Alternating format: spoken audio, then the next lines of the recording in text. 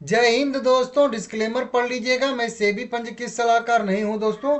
Reliance power में खुशखबरी आ रही है और ये खुशखबरी छोटी बड़ी छोटी मोटी खुशखबरी नहीं है, बड़ी खुशखबरी है। और हो सकता है कि इस न्यूज के वजह से, इस कोर्ट के फैसले से सारा का सारा स्ट्रक्चर फिर से रिलायंस पावर का बदल जाए। एक बढ़िया सी रिपोर्ट निकल के सामने आ रही है, दो रिपोर्ट निकल के सामने आ रही हैं। दोनों रिपोर्ट के बारे में बात करेंगे, लेकिन सबसे पहले जो मेन इंपॉर्टेंट अपडेट है, जिसकी हेडलाइन है हाई कोर्ट ने अनिल अंबानी और रिलायंस कम्युनिकेशन के खिलाफ तीन बैंकों की कार्रवाई पर रोक लगा दी है। इस तरीके से बड़ी हेडलाइन के साथ जो है ये न्यूज निकल के सामने आ रही है दोस्तों। आज की खबर है और हो सकता है कि इसी की वजह से आज आप लोग देखोगे तो 5% के आसपास की अच्छी खासी बढ़त रिलायंस पावर में देखने के लिए हम लोगों को मिल रही है। अब यह क्या पूरी न्यूज है उसको मैं आप लोगों को अभी समझाऊंगा, बताऊंगा। देखिए, अभी 2-3 दिन पहले आप लोगों ने देखा होगा कि अनिल अंबानी के बेटे जय अनमोल जो है अंबानी से अभी पूछताछ हो रही थी 2-3 दिन से, ठीक है ना। उसके बाद अगर देखेंगे मनी लॉन्ड्रिंग मामले में ईडी ने अनिल अंबानी के बेटे जय से दूसरे दिन भी पूछताछ की, इस तरीके से मतलब आ रहे थे। और फिर आया अपडेट कि दिल्ली उच्च न्यायालय ने जय अनमोल अंबानी से जुड़े खाते पर लगे धोखाधड़ी के आरोप को रद्द कर दिया। तो ये अभी कल की न्यूज थी, कल परसों आई थी न्यूज की यूनियन बैंक, देखिए अभी कई सारे बैंक है, ठीक है ना। तो यूनियन बैंक ऑफ इंडिया द्वारा जो इनको ऋण दिए गए थे 228 करोड़ का, उसको जो धोखाधड़ी में वर्गीकृत किया गया था और जिसके अगेंस्ट में कंपनी ने अपील किया था दिल्ली उच्च न्यायालय में, तो वो पहले मैटर रद्द हुआ। तो वहां से एक पॉजिटिव हुआ कि एक बैंक ने जो इनके डेट को जो है धोखाधड़ी में वर्गीकृत किया था उसको पहले खारिज कर दिया। उसके बाद तीन बैंक का अभी फिर से आ गया है। तीन बैंक कौन कौन से आगे आप लोगों को पता चलेगा। तो तीन बैंकों की मतलब वही बैंक पे कार्रवाई को पर रोक लगा दी है। क्या यहाँ पे रिपोर्ट है? तो देखिए, मतलब मुझे भी उतना कुछ खास समझ में नहीं आया है, क्योंकि ये मतलब भाई कोर्ट की भाषा है अलग ही ढंग से। लेकिन मैं जो समझा हूँ वो समझा देता हूँ आप लोगों को। हाई कोर्ट ने बुधवार को तीन बैंकों द्वारा अनिल अंबानी और उनकी कंपनी रिलायंस कम्युनिकेशन लिमिटेड के खातों को धोखाधड़ी में वर्गीकृत करने की मांग वाली सभी वर्तमान और भविष्य की कार्रवाइयों पर रोक लगा दी है। ये बड़ी सी एक खबर निकल के सामने आ रही है, इसको आप लोग देख लीजिएगा यहाँ पे। अब देखिए, बड़ा बड़ा दिखेगा। कोर्ट ने कहा कि यह देखते हुए कि इस प्रक्रिया में आरबीआई के मास्टर डायरेक्शन के प्रावधानों का उल्लंघन किया गया है। न्यायमूर्ति मिलिंद जाधव ने बताया है कि कार्रवाई बाहरी लेखा परीक्षक बीडीओ एलएलपी द्वारा तैयार की गई फॉरेंसिक ऑडिट रिपोर्ट पर आधारित है। लेकिन न्यायाधीश ने कहा है कि इस रिपोर्ट पर भरोसा नहीं किया जा सकता, क्योंकि इस रिपोर्ट पर भारतीय रिजर्व बैंक इंडिया की जो धोखाधड़ी संबंधी 2024 का मास्टर निर्देश है के तहत मतलब अनुरूप जो है कि आवश्यक रूप से योग्य चार्टर्ड अकाउंटेंट सीए का हस्ताक्षर नहीं है। मतलब देखिए, जो लोग इनके बैलेंस शीट पे मतलब रिलायंस कम्युनिकेशन लिमिटेड के बैंक ने जो ऑडिट कराया था कह लीजिए, तो वो ऑडिट जो है एक बीडीओ एलएलपी द्वारा किया गया था, ना कि एक सीए द्वारा किया गया था। किसी भी कंपनी का आप ऑडिट करा रहे हो, ठीक है ना, तो ऑडिट आपको सीए के द्वारा कराना चाहिए, ना कि कोई एलएलपी एलएलपी जो है उसके द्वारा कराना चाहिए। तो ये जो है सीधा सीधा कह दिया है वही बॉम्बे हाई कोर्ट ने कि जो आप जिस रिपोर्ट के वजह से मतलब रिलायंस कम्युनिकेशन को दिए गए ऋण को धोखाधड़ी में आप वर्गीकृत कर रहे हो, वो रिपोर्ट ही विश्वासी नहीं है भाई, क्योंकि वो सीए द्वारा वेरीफाई होनी चाहिए, ना कि कोई एलएलपी द्वारा। समझ रहे हो, बीडीओ और एलएलपी द्वारा। तो इस तरीके से यहाँ पे मतलब उसका सार मैं सीधा बता दे रहा हूँ कि उसको यहाँ पे बताया गया है कि सीए द्वारा वो रिपोर्ट वेरीफाई नहीं थी, वो वीडियो एलएलपी द्वारा जो है तैयार की गई फॉरेंसिक ऑडिट रिपोर्ट थी। और उसी के आधार पे तीनों बैंकों ने इनके डेट को, इनके कर्ज को, जो भी कह लीजिए, वो धोखाधड़ी में वर्गीकृत कर दिया। देखिए, यहाँ पे दो चीज आपको क्लियर समझना चाहिए कि एक कंपनी है जिसका नाम है रिलायंस कम्युनिकेशन, ठीक है ना।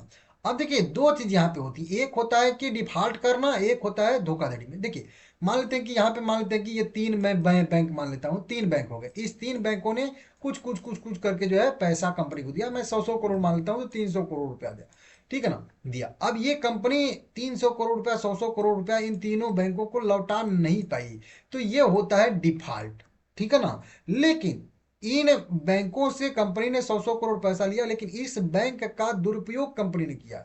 मतलब उस कंपनी ने उस पैसे का यूज अपने कंपनी में न करके मनी लॉन्ड्रिंग में, या उस पैसे को घुमा फिरा के फिर से जो है प्रमोटर ने अपने खाते में डाल लिया, ऐसे कर दिया, तो उसको होता है, वो कहलाता है धोखाधड़ी। अब इसके केस में क्या है कि ठीक है, तीनों बैंकों का या कई सारे बैंकों का रिलायंस कम्युनिकेशन पे बकाया है, लेकिन मैटर वही है ना कि या तो कंपनी डिफॉल्ट कर गई है तो कोई बात नहीं है, आप उसकी संपत्ति उम्पत्ति बेच बाच के जो भी होता है आप ले सकते हो।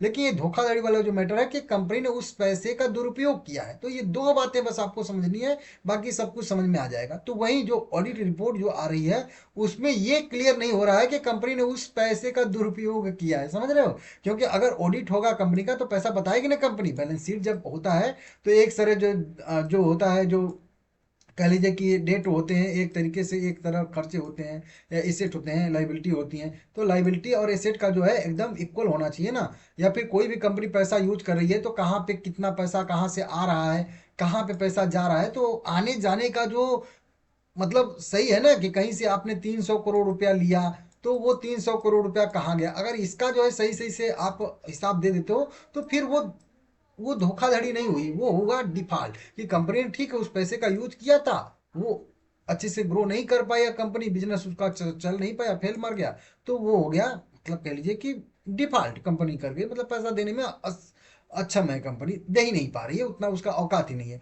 तो ये दो मैटर, तो अगर से कंपनी ये सिद्ध कर देती कि हमने तो सब कुछ सही सही किया था और मतलब पैसा हम डिफॉल्ट किए हैं, तो डिफॉल्ट करना कोई बहुत बड़ी बात नहीं है, ठीक है ना, कंपनी बिक जाएगी, बस यही होगा। लेकिन ये जो आरोप कई सारे बैंक लगा रहे हैं तो वो तो लगा दे रहे हैं जल्दी जल्दी में, लेकिन प्रॉपर अभी इस वाली वीडियो में मैं बताया था, पिछली वाली भी आप लोग देखे होंगे तो ठीक है, नहीं तो आप देख लीजिए, इसमें भी वही बताया था। न्यायालय ने यही कहा था कि यह कार्रवाई प्रति प्रति प्रक्रियात्मक सुरक्षा उपायों का उल्लंघन करते हुए है।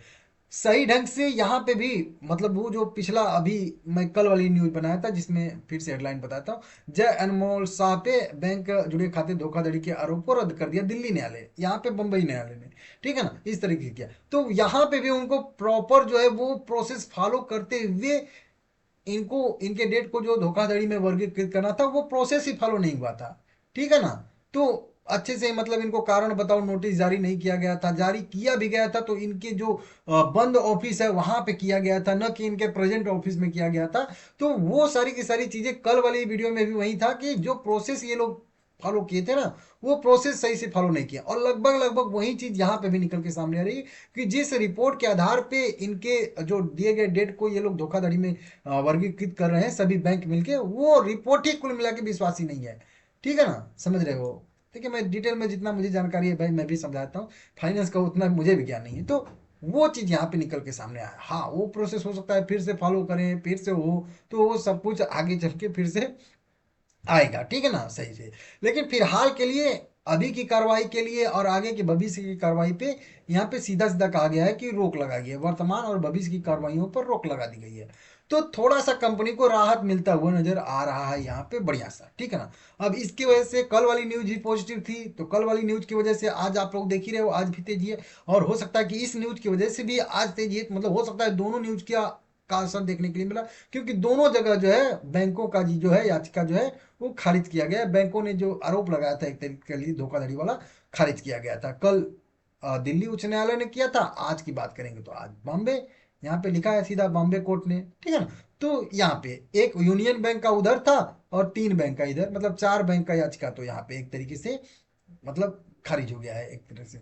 बैंकों का नाम तो यहाँ पे चलिए ठीक है नहीं समझ में आ रहा है कहाँ पे है, ठीक है ना, लेकिन अगर रहेगा तो मैं वीडियो बना, हाँ यहाँ पे है, इंडियन ओवरसीज बैंक है, आईडीबीआई है और बैंक ऑफ बड़ौदा, इन 3 के जारी किए गए कारण बताओ नोटिस को चुनौती दी थी अंबानी ने, और उसी पे यह सुनवाई हो रही थी। तो तीनों की यहाँ पे कह लीजिए अंबानी की, अनिल अंबानी की याचिका स्वीकार कर ली गई है और इनके पक्ष में आया है, और इन तीनों ने जो कारण बताओ नोटिस जारी किया था उसको रद्द कर दिया गया है, सीधा सीधा कह लीजिए कि बेफालतू कर रहे हो आप लोग, ठीक है ना, इस तरीके से। तो देखते हैं आगे क्या होता है क्या नहीं होता है, लेकिन फिलहाल के लिए मान लीजिए कि अभी फिलहाल में बहुत बढ़िया और बहुत बड़ी कह लीजिए राहत मिलती हुई नजर आ रही है अंबानी अनिल अंबानी ग्रुप को कह लीजिए, ठीक है ना। तो बढ़िया है, देखते हैं क्या होता है क्या नहीं होता है। और इसी के साथ साथ एक सोने पे सुहागा वाली भी न्यूज आ रही है, क्या इनके इन पे जो है आयकर आयोग आईटीएटी द्वारा कर की मांग की गई थी लगभग 99 करोड़ की। अब 99 करोड़ रुपए की जीएसटी डिमांड कर लीजिए, आयकर इनकम टैक्स मतलब डिमांड की गई थी इनसे 99 करोड़। अब उसको घटाकर 7.33 करोड़ कर दिया, मतलब 7.25 करोड़ कर दिया है। मतलब सीधा सीधा कह लीजिए कि 92 करोड़ रुपया इनको टैक्स जो इनको देना था, डिमांड इनसे की गई थी, वो जो है अब खारिज हो गई है। तो एक तरीके से टैक्स डिमांड भी खारिज हो रही है, या कह लीजिए कम हो जा रही है बहुत। अब 100 करोड़ और 7 करोड़ में कहाँ का कितना का अंतर है, आप लोग खुद ही समझ सकते हो, इसमें समझाने वाली क्या बात है। तो इन्होंने अपील किया था, ठीक है ना। यहाँ पे अब मुंबई बेंच द्वारा आयकर विभाग की अपील खारिज कर दी गई है, ठीक है ना। तो इस तरीके से यहाँ पे बताया गया है। तो इधर से भी इनको फायदा हो रहा है, उधर से भी फायदा हो रहा है, आप लोग देख सकते हो अच्छा सा, ठीक है ना। बाकी डिटेल में मैं पढ़ूंगा तो फिर आप लोगों को समझाऊंगा। ये भी न्यूज पॉजिटिव ही कह लीजिए है, ठीक है ना। इस तरीके से तो बढ़िया आ रहा है कि इस फाइनेंशियल ईयर में कितना कितना किया था, किसके लिए क्या क्या डिमांड था, वो सब उसका डिटेल में यहाँ पे दिया गया है। बस इतना समझिए कि पहले इनसे इनकम टैक्स विभाग ने 100 करोड़ मांगा था, और फिर इसको इन्होंने अपील किया होगा, तो फिर अब जो है 7 करोड़ देना पड़ेगा, बस इतना ही है, ठीक है ना। सीधा रिलायंस इंफ्रा की बात करेंगे तो रिलायंस इंफ्रा जो है आईबीसी स्टेज 2 में है, सॉरी स्टेज 1 में है।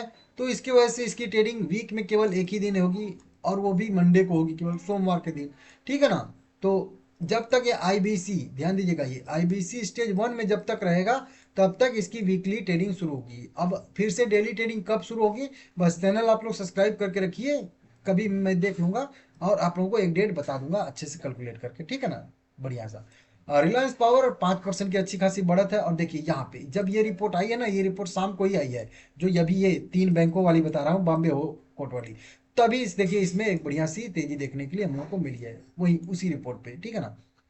फिर से आप लोगों को ध्यान देना, यहाँ पे जो इंडियन ओवरसीज वाला, यहाँ पे ये वाली कि हाई कोर्ट ने अनिल अंबानी रिलायंस कम्युनिकेशन की 3 बैंकों की कार्रवाई रोक दी। तो ये आपको समझ में आना चाहिए, इसीलिए मैं बार बार आप लोगों को डिटेल में थोड़ा सा समझा देता हूँ। तो देख लीजिएगा, शेयर भी बिल्कुल अपने जो है रेजिस्टेंस लेवल पे ट्रेड कर रहा है 38 रुपये वाले।